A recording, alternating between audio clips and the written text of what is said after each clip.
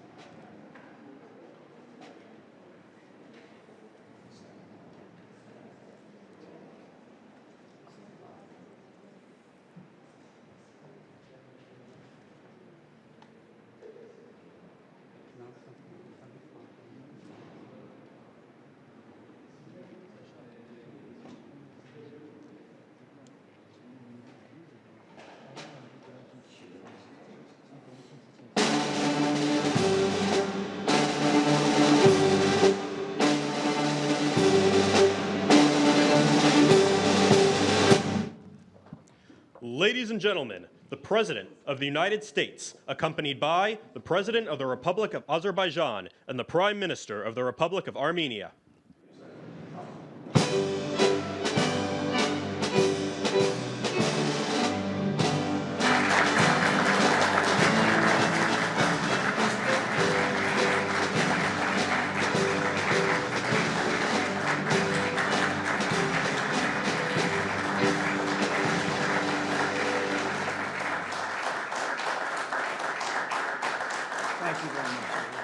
Thank you very much. It's a great honor. Thank you.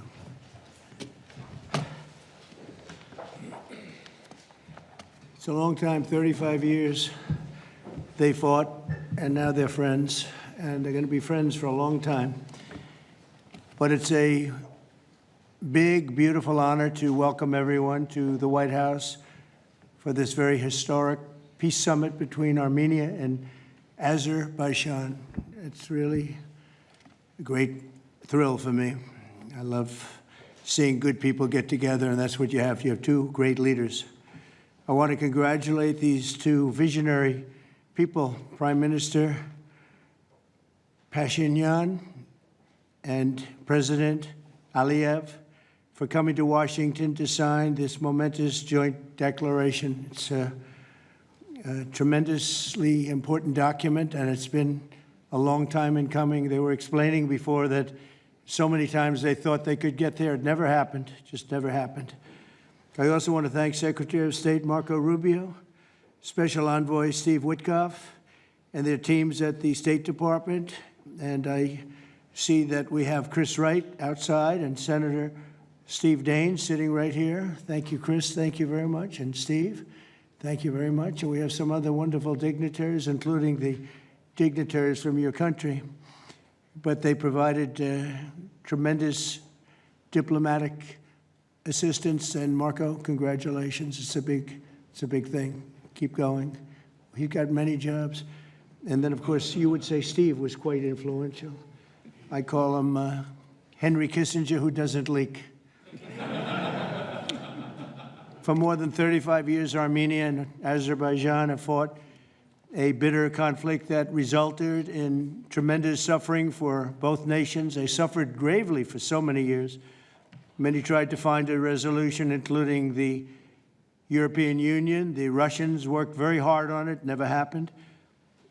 Sleepy Joe Biden tried, but you know what happened there. He tried for probably 12 minutes and didn't work out. And many other countries tried, and they were unsuccessful. But with this accord, we've finally succeeded in making peace, and we just left the Oval Office where we signed voluminous documents and very important elements to the agreement. The country of Armenia and Azerbaijan are committing to stop all fighting forever, open up commerce, travel, and diplomatic relations, and respect each other's sovereignty and territorial integrity, so importantly. And I just spent a lot of time with these two men. I think they're going to have a great relationship. You want to know the truth? They didn't see each other that much, but they probably will. I think they're going to have. I think you two are going to have a great relationship. I have no doubt. And if you don't, call me and I'll straighten it out. Okay. Very importantly, we have also resolved the key issue that foiled previous negotiations. This declaration establishes what they are calling a great honor for me. I didn't ask for this. The Trump route for international peace and prosperity, which is a special transit area that will allow Azerbaijan to get full access to its territory of Nakhchivan while fully respecting Armenia's sovereignty. So they're going to be able to really live and work together, and it's amazing. So that's a very important territory, I guess, very special territory to you, and now they work together. Armenia is also creating an exclusive partnership with the United States to develop this corridor, which could extend for up to 99 years. And then they promise in 99 years they'll extend it, right? You'll promise. But we anticipate significant infrastructure development by American companies. They're very anxious to go in to these two countries, and they're going to spend a lot of money, which will economically benefit all three of our nations. This is incredibly positive news for the future of the entire region, and it's a very important region, as you know. Additionally, the U.S. is signing a bilateral agreement with both countries to expand cooperation in energy, trade, and technology, including AI. And in terms of energy, Chris is here representing our country, and there's nobody better than Chris Wright. And Chris, I understand it's very fertile. It's a very fertile area. So I appreciate everything you've done. You've done amazingly well. We've got the gasoline prices coming way down from where they were. And it's really been something to watch. We are drilling like we haven't drilled in many years. I guess I could say ever before, and we just started. We're also lifting restrictions on defense cooperation between Azerbaijan and the United States of America. The president, that's a big deal. Is that important to you? I think so. That was pretty good. They're very happy about that. So am I. As president, my highest aspiration is to bring peace and stability to the world. Today's signing follows our success with India and Pakistan. They were going at it. They were going at it big, and they were two great leaders that came together just prior to what would have been a tremendous conflict, as you know, a nuclear conflict probably. Also, the Congo and Rwanda. Now, that was one which was going on for 31 years. You have them beat. 35 years you had them beat. But that was going on for 31 years, and we have it all done, and people are very happy. That was a rough one. That was nasty. 7 million people that they know of died. Also, just recently, Thailand and Cambodia, that was one that was just starting. That 2,000 people were dead on the border, but it was just starting. And I was talking to one of the two nations on trade, and I said, I'm not going to sign a trade deal if you guys are going to fight. And I got the other one. And again, great leadership, Thailand and Cambodia. And before it got started, beyond that first couple of days, we stopped the war. And they've had wars periodically, very much as you two have had long-term wars. And we got it stopped. And the two, again, I find in all cases, They're great leaders. If they didn't agree, I would say they're lousy leaders, to be honest with you, but they did agree. And so Thailand and Cambodia, Serbia and Kosovo, we got something stopped that was ready to start. We didn't like that one. We didn't like it at all, and we saved a lot of lives. And numerous others. In addition, as you know, we took out the nuclear capability of Iran. And to use a term that people tried to dispute without any knowledge, it was obliterated. That's been confirmed by the Atomic Energy Commissions, everybody, that's totally obliterated. They might try again, but they're going to have to try a new site because they are, and I want to just say our military, we have the greatest military in the world. We have the greatest equipment and military manufacturing anywhere in the world, nobody even close.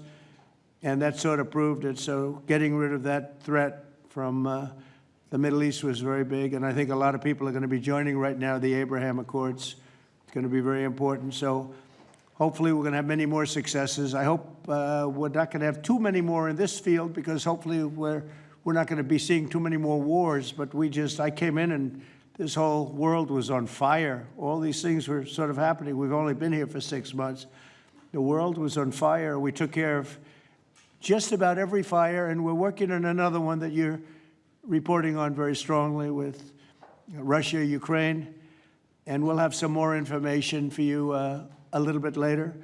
But I want to ask these two very special people. Again, I've gotten to know them. They're very special people, and I think they have the potential to have a great personal relationship, which is always good, but also a great just relationship.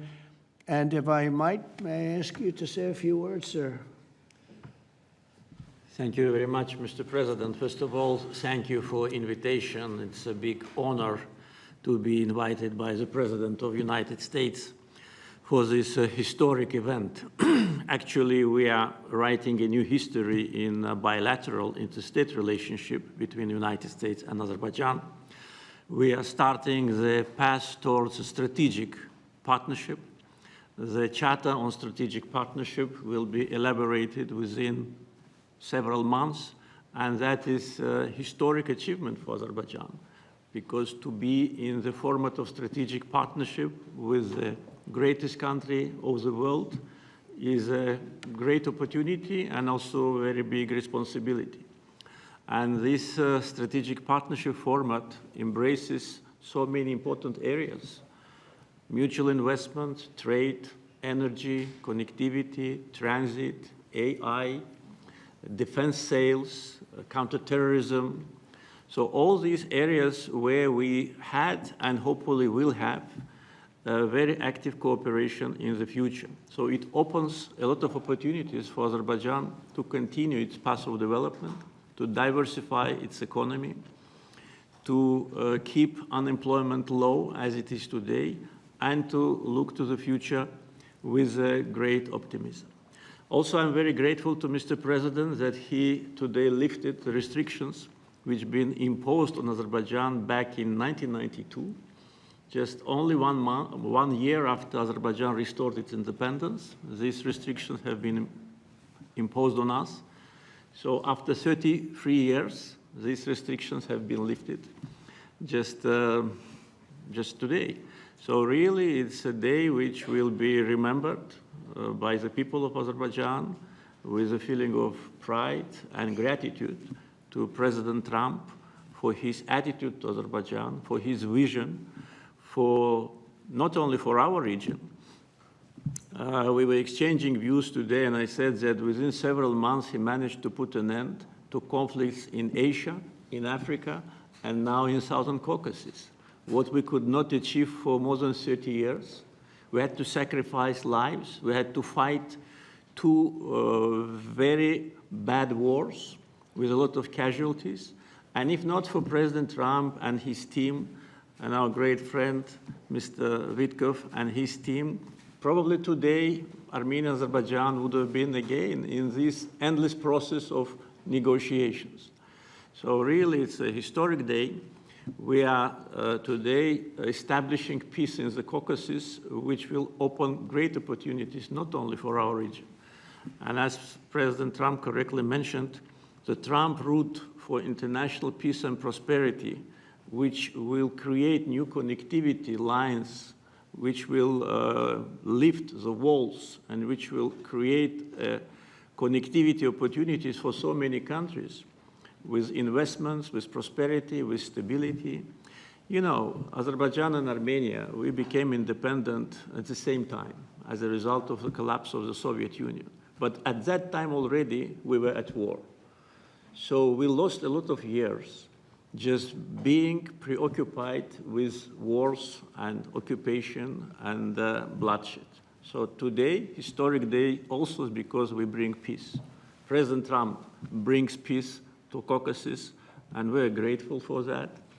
And I'm sure that Armenia and Azerbaijan will find courage and responsibility to reconcile, and also the people will reconcile. We will turn the page of standoff, confrontation, and bloodshed, and provide bright and safe future for our children. So I'm very happy because today we're writing the great new history. And once again, Mr. President, thank you for all what you are doing for us, for our region, and for the whole world.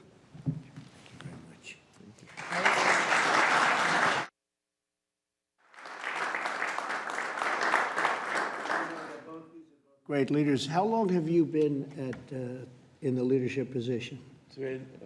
22 years. 22 years. Yeah. That's pretty good. That means he's tough and smart. And it's an amazing part of the world. Congratulations. Thank What you. a great honor to be involved. Thank you very much. Please. Thank you, Mr. President, ladies and gentlemen. Today we have reached a significant milestone in Armenia-Azerbaijan relations. We're laying a foundation to write a better story than the one we had in the past. This breakthrough would be simply not have been possible without President Trump's personal engagement and his resolute commitment to peace in our region. The initiating of peace agreement will pave the way to end the decades of conflict between our countries and open a new era based on the full respect for the sovereignty and territorial integrity of each other.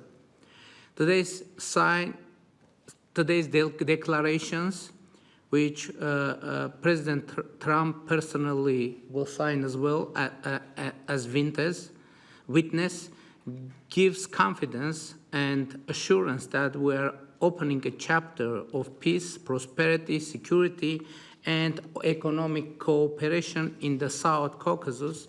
In this context, allow me to highlight the agreement on opening transport communications in the region based on the principles of sovereignty, territorial integrity, and jurisdiction. I'm particularly thrilled that together with the US, Armenia will work to bring to life the TRIP, Trump Road for Peace and Prosperity, a connectivity project that will unlock the entire region. TRIP will unlock strategic economic opportunities that will create long-term benefits. It will promote infrastructure investment, enhance regional connectivity, and strengthen U.S. leadership as a champion of conflict resolution. I want to thank President Trump and his team for brokering this game-changing outcome between Armenia and Azerbaijan.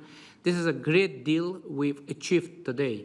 This is a success for our countries and for our region, and a success for the world, because a more peaceful region means a safer world. This is peace through strength in a nutshell. Mr. President, today's great achievement is yet another testimony to your global leadership and your legacy as a statesman and a peacemaker on the world stage. Bringing peace required vision, political courage, and determination. But what is most important is that it requires faith in the cause. As it is said in the Holy Bible, blessed are the peacemakers, for they will be called children of God. May God enlighten this way. Thank you, and my congratulations to all of us, President Aliyev, to you, to all of us, colleagues from Azerbaijan, Armenia, United States, and all the people of our region, all the people of our countries, and my congratulations to the world, because, as I said, it will definitely make world a better place. Thank you.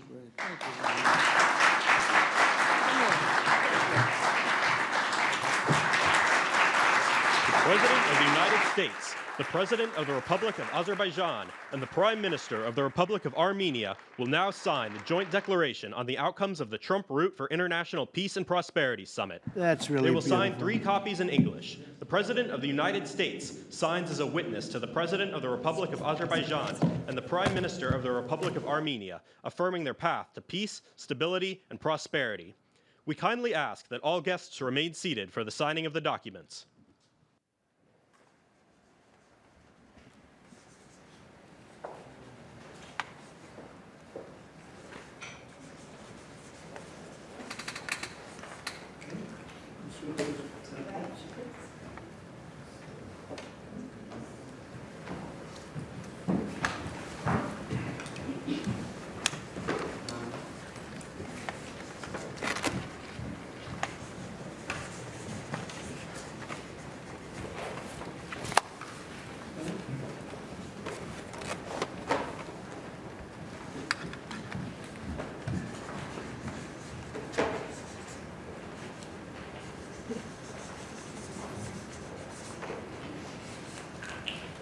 That is so great, and we'll hold up, how about holding up that document, all right?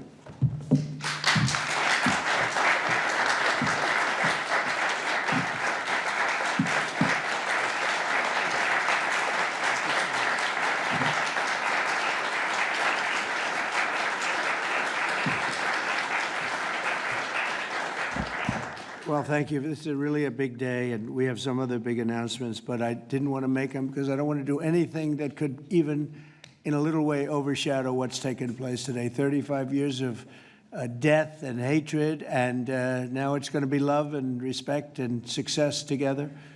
And I didn't really want to do anything that would in any way overshadow. I don't think it can be overshadowed when you're at war and so many people have suffered and so many people have been killed, and now you're going to have great peace. And I look forward to that corridor, because that corridor sounds, I'm going to have to get over there.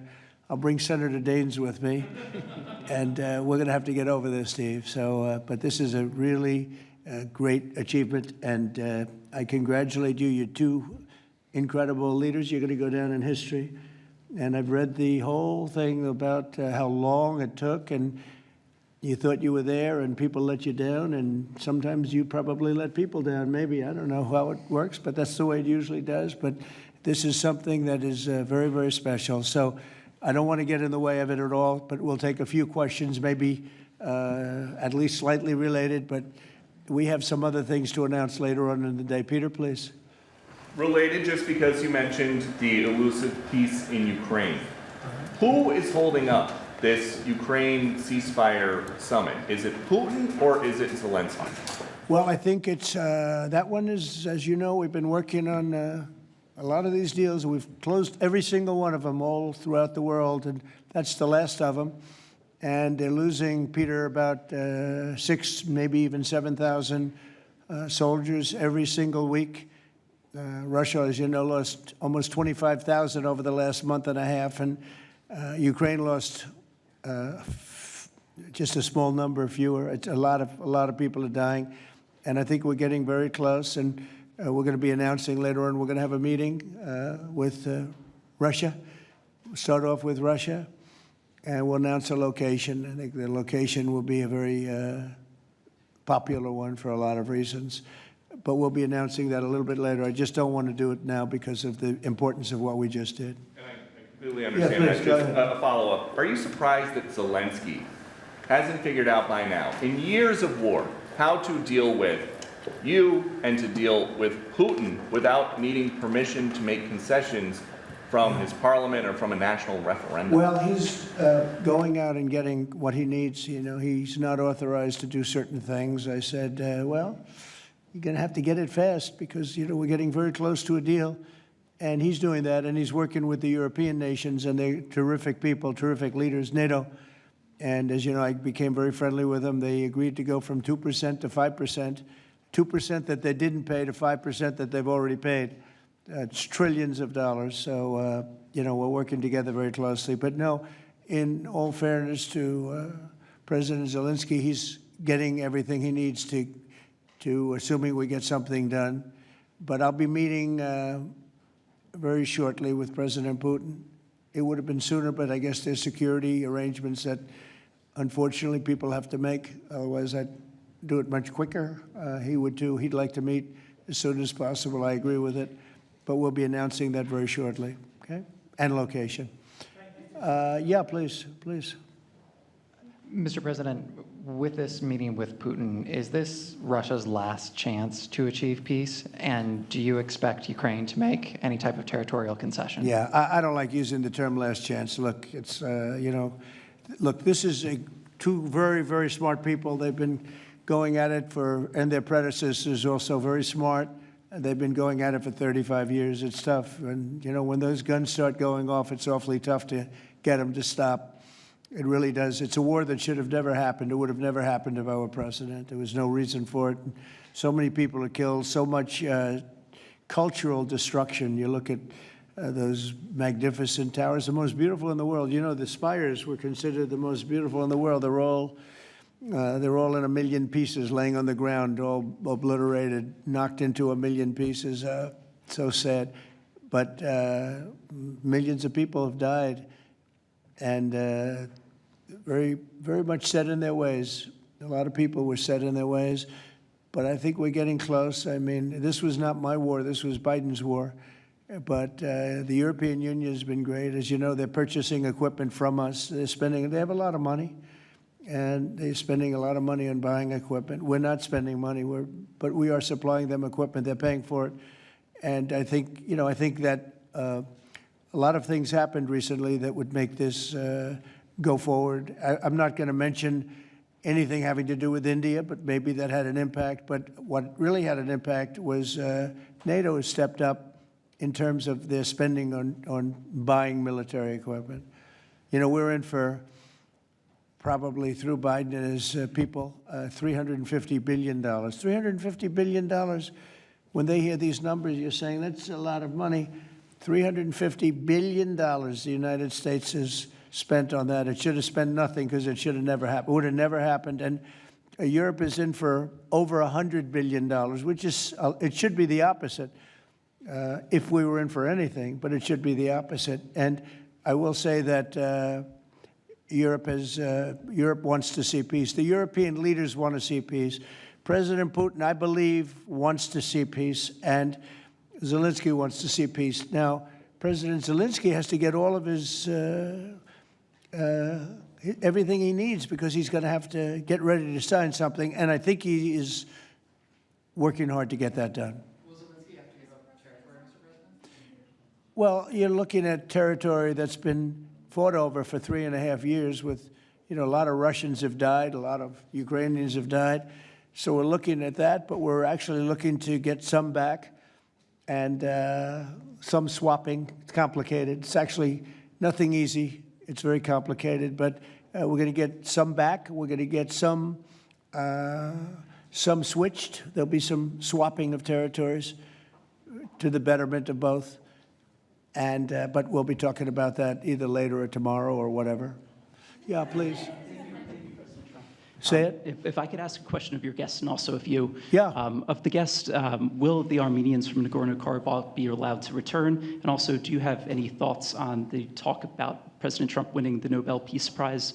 And for President Trump, you're working on resolving 2 other major conflicts. In Gaza, you've spoke of resettling the Gazans. The country of Somaliland has expressed potential interest if you were to diplomatically recognize their independence.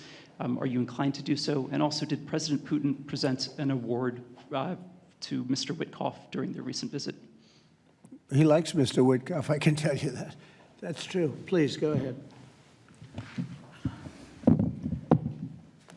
I think President Trump deserved to have a Nobel Peace Prize, and we will defend that, and we will promote for that, and that's obvious.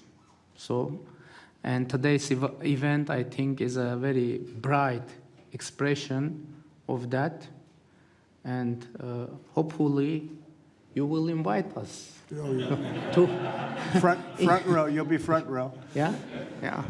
Thank you very much. We are in favor. Thank you. Thank you. Can I have a suggestion? Yes. So maybe we agree with Prime Minister Pashinyan to send a joint appeal to Nobel Committee to award President Trump with the Nobel Peace Prize, because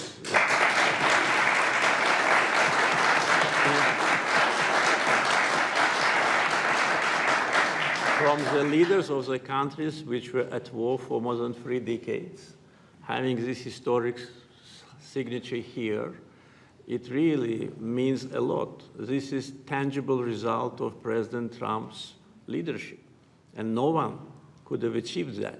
There have been many presidents here since beginning of 90s, and the so-called Minsk process, which, by the way, today we put an end to with my Armenian colleague, started in 1992. So negotiation under the auspices of OSCE continued for more than 3 decades without any result.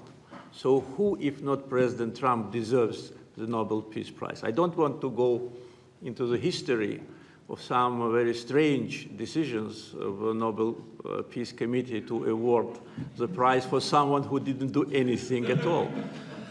But President Trump, in 6 months, did miracle. So I think that my Armenian colleague will support it, and judging by the reaction of the audience, I think as soon as we come back, we will agree to issue a joint letter. And hopefully, and I also join when President is awarded, we hope that he will invite us to the ceremony. You certainly will be. Thank you very much. Do we have draft to sign now? Well, we'll see what happens. We already It's like early. to sign. Thank you very much. It's very nice. We're looking into that right now. Good question, actually, and another complex one, as you know, but we're working on that right now. Somaliland. Thank you so much. I wanted to ask you, have you spoken to Russian President Putin yet? And would you go to Russia or Ukraine? And what exactly would you say We'll to him? be announcing a location in maybe a little while, and I think you'll be very happy. We'll see what happens, right? All we can do is do our best. We've been working on this one for a long time. This is a very complicated one also. This was extremely complicated, but we made it less complicated, and we had 2 very brilliant people on my right and my left. They understood what was at stake. I think if it didn't get done now, it might have never gotten done. So this is the same, very similar with Ukraine. It became more and more complicated as time went on. It was simple at the beginning. It wasn't going to happen, but it became more and more complicated. But I think we're getting close. Yes, ma'am. Yes, go ahead, please. Could the location for the summit be Italy? Location, Oh. Italy. I will give it to you very soon. Honestly, I don't want to do anything. These guys, I don't want to do anything where that's like, because this is a bigger story than a location. A location's good. I'm a real estate person. I know about a location. But there's nothing to compete with this in terms of what we're doing today. It's just such a great achievement for these two. Really, they'll go down as great leaders for what they did. I put them together, but what they have been able, and I don't want to do anything. So we'll talk about it later. Today, we'll give you a location today. Cartels, too. You were talking about sending military forces to fight against the drug cartels in Latin America. Do you think it's worth sending our forces, our U.S. forces there to take this on? Cartels where? Central Latin America. Well, Latin America's got a lot of cartels. They've got a lot of drugs flowing. So, we want to protect our country. We have to protect our country. We haven't been doing it for 4 years. And we love this country like they love their countries. We have to protect our country. So, you know, we're playing a tough game, but we'll have more to say about that soon. Yes, ma'am. Mr. President, I'm Musala from Azerbaijan News Agency Report. So we are grateful to be here. Today you host a truly historic meeting. As a person who values diplomacy and global interaction, do you consider the possibility to visiting Azerbaijan? Actually, you mentioned Azerbaijan and Armenia after this meeting. Well, To visit our countries, do you consider to visit? Wow. which one do I consider better? Yes. Oh, I think if I ever said that you would say, this guy couldn't have solved the problem. You know what? I consider them both great, okay? And you know what? They're going to be even greater. But and they're very different in many ways, but they have a lot in common. But they're both great as far as I'm concerned. Yeah, please. It's an interesting question, right? That would have been a hell of an answer if I said, well, I think I like this one or that one. No, we don't do that. Go ahead, please. Mr. President, first of all, thank you for bringing peace to South Caucasus, something that no one has been able to achieve in 35 years. Thank you. That's number one. We also noticed that you think highly of the commitments that the sides have taken on and assumed. However, considering the long history of conflict and the fact that this is not a legally binding document, will there be consequences if at some point one of the sides takes a step back? I don't think it's going to happen. I think it's going to be very good. And I told them, I gave them a personal commitment. If there's, you know, there's always little problems here and there, right? The big ones have been solved. These are the giant ones have been solved. But if there's conflict, they both know they're going to call me and we're going to get it straightened out. They're not going to have a problem. Where are you from? Armenia. Okay, good. Very good. I was wondering. It was a very unusual question. But it's not unusual considering you're from Armenia. If there's a problem, we will get it worked out. I told them both, don't let the problem last. We get it early and we'll get it solved. Good reporter you have over there. Okay? Can I add? Please. Can I add? Yeah. First of all, I'd like to say that today we initialed the peace deal, which was in the process of negotiations for quite a while. The fact that it is initialed here, in the capital #1 of the world, in the office #1 of the world, and in front of the great President of the United States, means that there should be no doubts and no suspicions that any of the sides would step back. If any of us, Prime Minister Pashinyan or myself, had in mind to step back, we wouldn't have come here. So you can be absolutely sure, as well as Azerbaijani community, that what has happened today will result in peace, long-lasting peace, eternal peace in the Caucasus. That's a very nice statement. I'm sorry. Fully agree and nothing to add.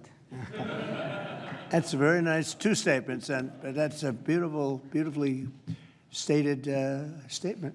Let's go. A couple of more. Yeah, please. Mr. President, many in the South Caucasus have pinned the blame on your predecessor, Joe Biden, and his Secretary of State, Antony Blinken, for obstacles in America's bilateral relations with Azerbaijan and peace in that part of the world. How important is it to you to elevate your country's partnership and your administration's partnership with Azerbaijan, with Armenia, and how important is this for your legacy? Well, to me, it's very important, but it's, you know, I know the history of what was going on because I do a lot of reading, and they've been at a vicious, you know, they've had a very contentious relationship for a long time. It's war. Most of the time was war. And so to get it done, they're great people. I know a lot of people from Armenia. I know a lot of people from both countries, and they're incredible people, and it shouldn't happen what has happened. I wish we could have been here sooner, you know, if the election were different. I'm going to be nice today. I'm not going to be controversial and say the election was rigged. I would have had this thing solved 4 years sooner. But the truth is that's right. If the election weren't rigged, I would have been here 4 years sooner. We would have signed the same agreement 4 years sooner. But it didn't happen, and the Biden administration did really very little, actually nothing, to get it done. But they did nothing to get really anything done. It was this country was in very serious shape. And I say it over and over again. I met all the leaders of NATO. I met I went, as you know, to the Middle East. I was with the King of Saudi Arabia, the leaders of great countries, right? Qatar and UAE and others in the Middle East. And everyone essentially said the same thing. We had a dead country 1 year ago. We had a dead country. Our country was dying. And now we have the hottest country anywhere in the world. It's not even close. We have the hottest country in the world. And it's an honor to use that, if you call it power or respect or whatever it is, to settle wars like we have right here to my left and my right. And these two guys are very smart. I got to know them, and they're very smart. They're not going to, I don't think they're going to ever have to bother with me. They may call me just to bug me a little bit. Let me put them to a test, and they'll call because they like to call me. But they're not going to have any problem. We have a very comprehensive agreement. It's a peace agreement. And this isn't ceasefire. This isn't we'll hold off. This is a peace agreement. And they're going to end up doing a lot of business with each other. They're going to do a lot of business with the United States. And I'm going to always remember, at least during the time that I'm here, I'm going to remember how smart they were, how good they were. And when it comes to trade and other things, we're going to always go 100% out. We'll go out of our way to make sure it comes out good for them. They did an amazingly good thing and a very brave thing. It's a very complicated part of the world they come from, very tough part of the world. It's a tough, but smart part of the world, smart, tough people, and great wealth, great energy wealth. I was talking to Chris, and you were saying in terms of wealth, it's enormous wealth. But wealth doesn't often solve problems. It takes other things. But they're amazing, two amazing leaders, and it's an honor to be associated with them.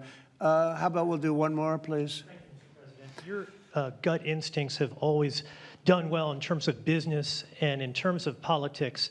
What does your gut tell you as it relates to the possibility of an event like this in the next few weeks, the next few months, in which you have President Putin on one side and President Zelensky on your other side?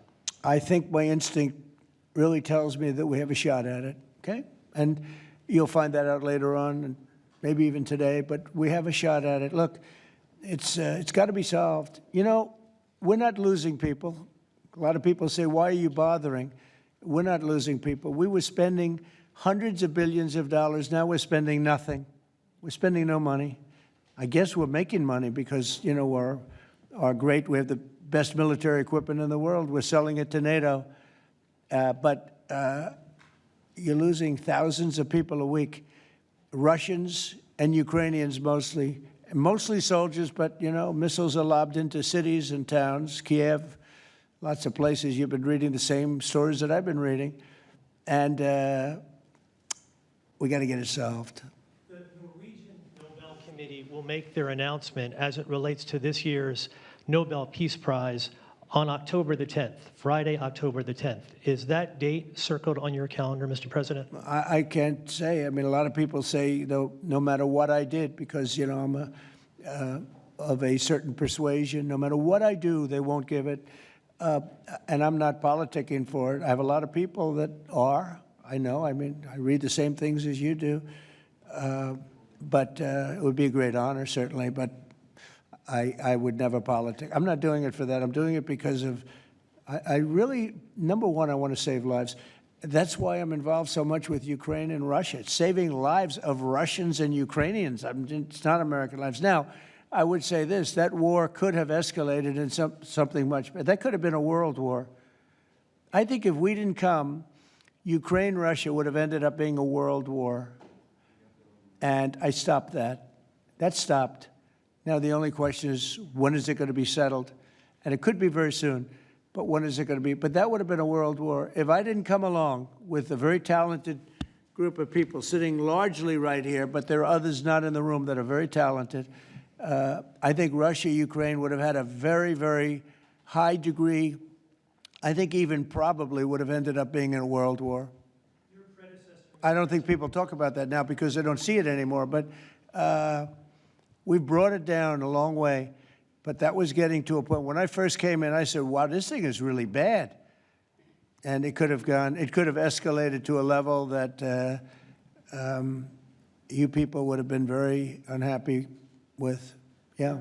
Your predecessor, Mr. President, President Ronald Reagan, had a phrase as it relates to dealing with the then Soviet Union and also Mikhail Gorbachev. The phrase was trust but verify. Do you subscribe to that same view as it relates to Mr. Putin and Russia? Well, I do, relating to everybody. I mean, not just President Putin, but also people and leaders that I deal with. Look, I'm dealing with trade. And some of the worst deals we made, some of the worst trade deals we have, I talk about friend and foe, right? Friend and foe, two interesting words. Some of our worst trade deals were not with the foe, they were with the friends. Our friends were just killing us on trade. Not anymore. Not anymore. We're taking in trillions of dollars, and we're respected. And we're settling, through trade, even a little bit here, less here than on some, but through trade, I got things settled. With India, Pakistan, I think it was trade more than any other reason. That's how I got involved. I said, I don't want to be dealing with countries that are trying to blow up themselves and maybe the world. They're nuclear nations. That was a big one.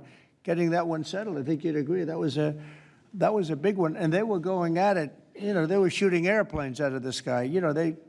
5 or 6 planes got shot down in their last little skirmish, and then it was going to escalate from there. And that could have gotten to be very, very bad.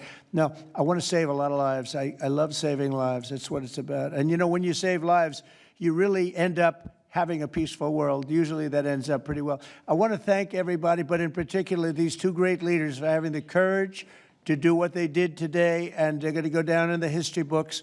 And it's a great honor to be involved. Thank you very much.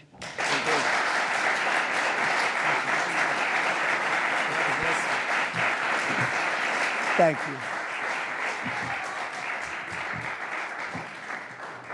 Thank you. Ladies and gentlemen, please remain in your seats until the leaders have departed the room. Thank you.